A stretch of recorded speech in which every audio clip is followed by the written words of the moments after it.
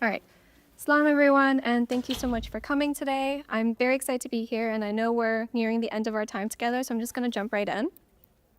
I want to start by acknowledging that much of our work at the University of Waterloo takes place on the traditional territory of the Neutral, Anishinaabe, and Haudenosaunee peoples, and that our main campus is situated on the Haldeman Tract, the land promised to the Six Nations, and that includes 10 kilometers on each side of the Grand River.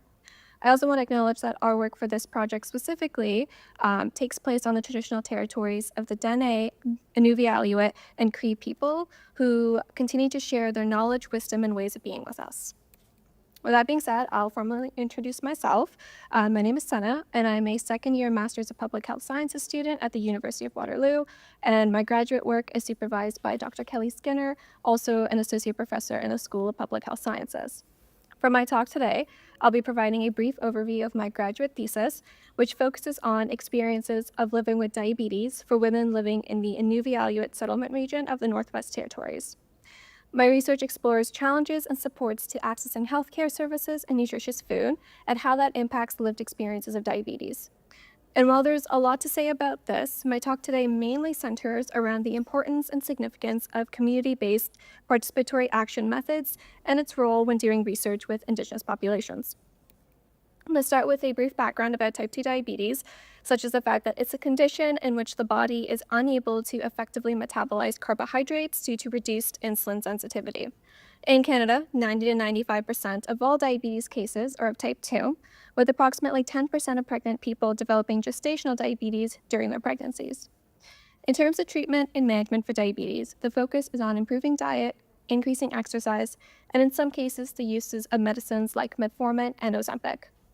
The prevalence of diabetes, along with its financial, social, and personal burdens, are not equally spread throughout the population. There's considerable research showing that Indigenous populations, which refers to First Nations, Métis, and Inuit groups, face systematic barriers and economic challenges that put them at increased risk of developing diabetes. For Indigenous groups, particularly Indigenous women living in remote and Arctic regions like the Inuvialuit settlement region, these challenges are much more complex. The Inuvialuit Settlement Region, or the ISR, covers the entire northern portion of the Northwest Territories, and it's made up of 6 communities. Most of this region identifies as Inuvialuit, and despite comprising a small portion of the overall population in Canada, rates of diabetes are 15% in the ISR compared to the national average, which is 10%. Inuvialuit women in particular face increased rates of diabetes and diabetes complications, and there are a myriad of reasons as to why this occurs. However, to fully understand the drivers and causes of these, we must apply a systems lens. A systems lens, in this case, requires us to look at the interplay of food, healthcare, and environment in creating both supports and challenges to living with diabetes for Inuvialuit women. For example, one of the greatest challenges facing Inuvialuit women living with diabetes are high rates of food insecurity. In the ISR, 46% of the region experiences moderate to high levels of food insecurity. Contributors to this include high store food prices and limited availability of fresh fruits and vegetables. However, there is a strong presence of hunting and fishing in the ISR, with 60 to 80% of households eating harvested meats and fish, which reduces both food insecurity and has also been shown to positively impact diabetes outcomes. In terms of environment, climate change has been creating dangerous and unpredictable weather that can change animal patterns and causes safety concerns within communities. It can even prevent getting out on the land, which is a culturally acceptable and preferred method of exercise. This has an impact on diabetes management as it prevents physical activity. In terms of healthcare, the Northwest Territories offers relatively comprehensive diabetes coverage, with most supplies like test strip, insulin, and even continuous glucose monitors fully covered for those eligible. Despite these strengths, the lack of physicians within communities, the lack of continuous care, long medical travel, and limited accessibility of diabetes services within communities are large challenges to maintaining diabetes well-being. And so while we know that there are many existing challenges to diabetes management for Inuvialuit women, what we don't know are women's everyday realities of living with the condition, as well as what exactly can be done from the perspectives of Inuvialuit women on what can support and improve their diabetes well-being. With all of that being said, this project specifically aims to map healthcare pathways for women living with diabetes as described by health and allied providers, to understand from women themselves the strengths and challenges they experience in actually accessing and following diabetes care pathways, And lastly, to explore how environment and food access influences diabetes care management. In efforts to reach these objectives, I've chosen to apply a community-based participatory action research, or CBPAR, as my method. CBPAR maintains a firm balance between action and research, and it begins with communities identifying areas of research or issues of concern they wish to address through research. Important to note is that the community members are directly involved in determining the direction of the research, they're involved in its conduction, and they own the data. In CBPAR approaches, community members are also co-creators of knowledge. They're involved in determining what deliverables should be, and they're involved in their creation. The ultimate goal of this approach is to empower communities and build capacity within them to continue to improve well-being. While CBPAR approaches have many benefits, I've chosen to highlight 3 here, such as how effective they are at reducing health inequities due to their participatory nature. Working together with communities results in better questions being asked and better research being conducted. CBPAR approaches also result in increased sustainability and relevance of interventions and initiatives because they're made in partnership with communities or target populations who can guide and tailor what's being done to meet needs. And lastly, this approach fosters co-learning and trust between community members and researchers, which is essential for making lasting social change that's beneficial for all. I've been fortunate enough to travel up north to the ISR numerous times to introduce my project, collect data, and build relationships with community members. And one of the greatest experiences I've had while traveling are the informal conversations and questions about diabetes and diabetes educations that arise. I'm often asked questions about what diabetes is, how it happens, my own experiences, and the differences between type 1 and 2, as well as questions about management practices. These informal conversations are absolutely key for building connection and trust with communities, and they really set up projects for success. These conversations, my willingness and honesty about what I know and what I don't, made it so that people felt more empowered in terms of their understanding of diabetes. It allowed us to learn about and from each other, and it also contextualized the research as something more concrete. It also makes community members more comfortable in asking critical questions of your research, such as, in my case, why the focus on just women for this project? What will happen with the data gathered? How will it be used to support the community? Through this experience, if I can share what I believe to be the most essential part of doing research with communities in the North, is that it's to work with communities for communities, and engagements with local corporations and committees is an excellent way to ensure that the work is aligned with community values and truly beneficial to the people who are most affected. As part of my CBPAR approach, I'm undergoing a process of co-analysis, in which I work with a member of the community, such as my community research lead, or CRL, to review transcripts and code together.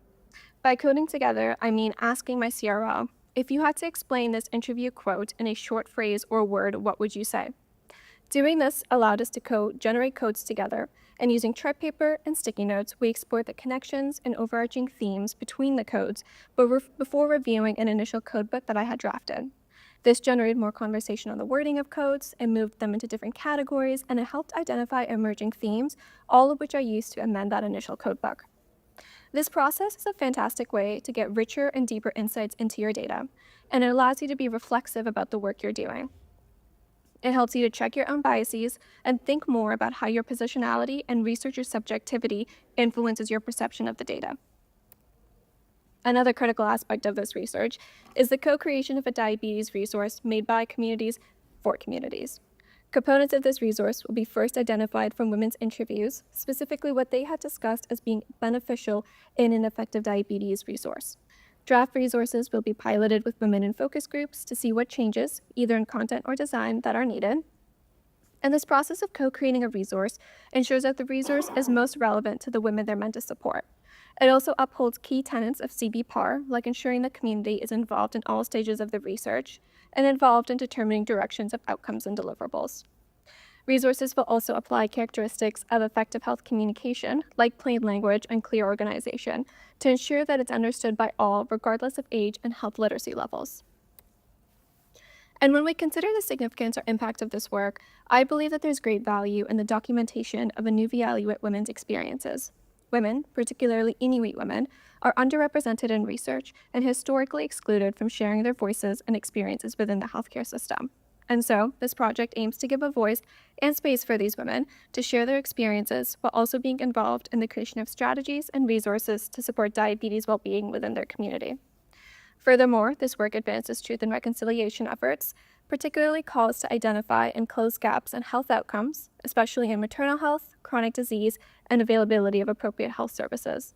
These calls to action identify the need to work in partnership with Indigenous groups to reach these goals.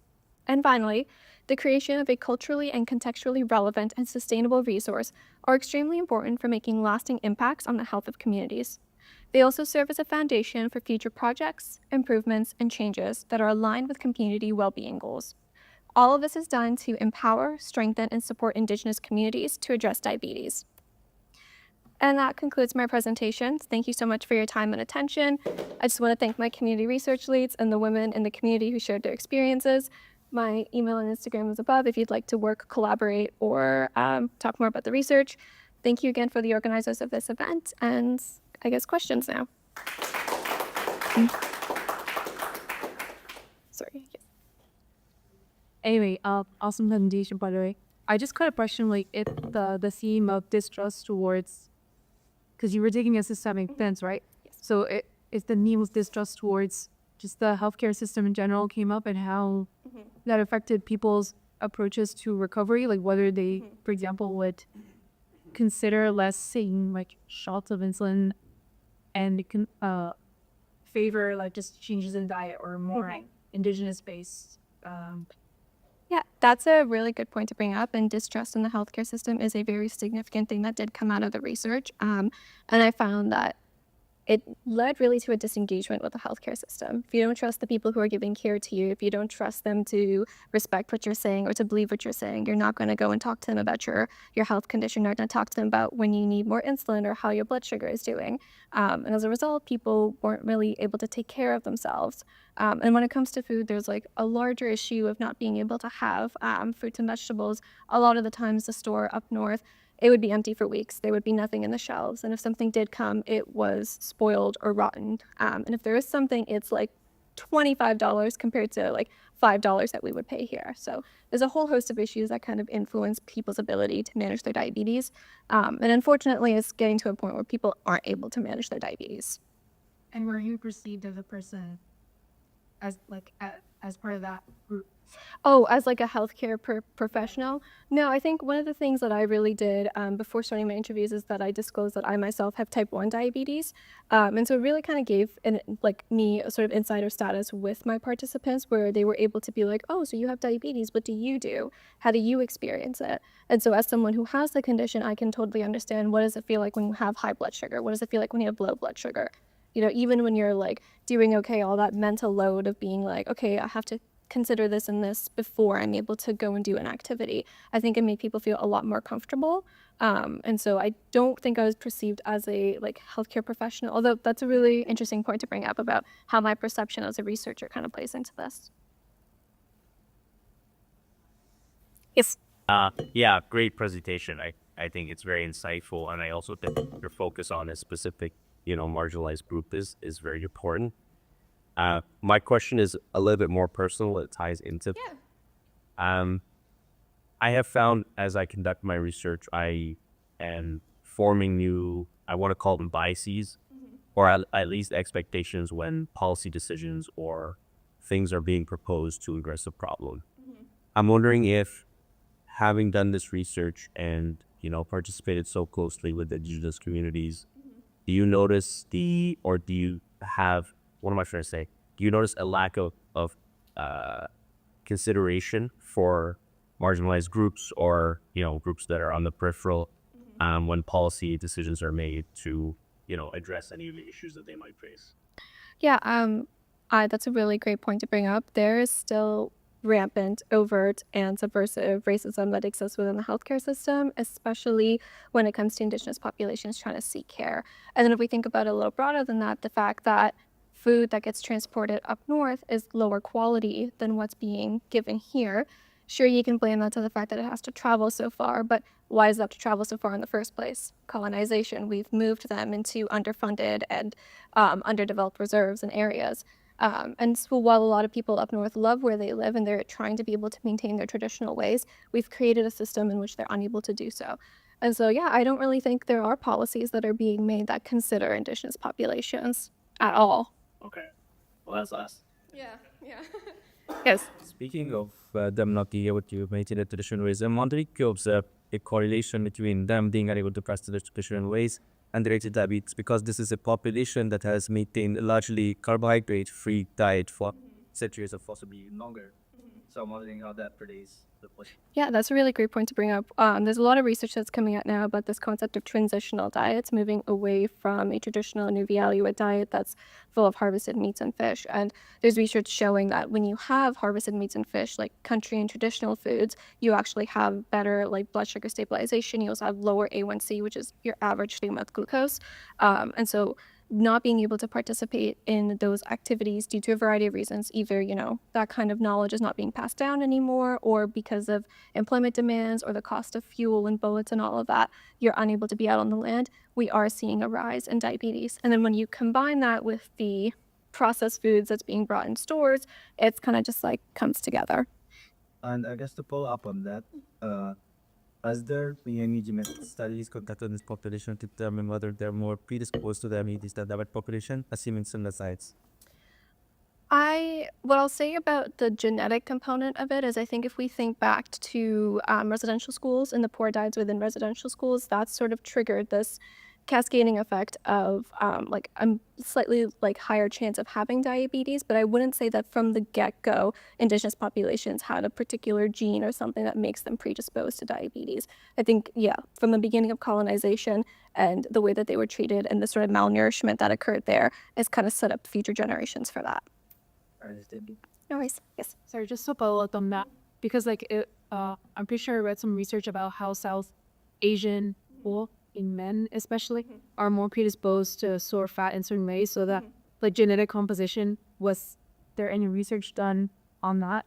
Not specifically about like systemic factors that led to them being predisposed, but also just in that way. From what I know about, so for Indigenous women, if you have gestational diabetes, your chances of having type 2 diabetes after the fact is much higher than for a non-Indigenous woman. And for women who are pregnant and they have gestational diabetes, their children are also more likely, and Nuviali women are more likely to have children who will later go on to develop diabetes.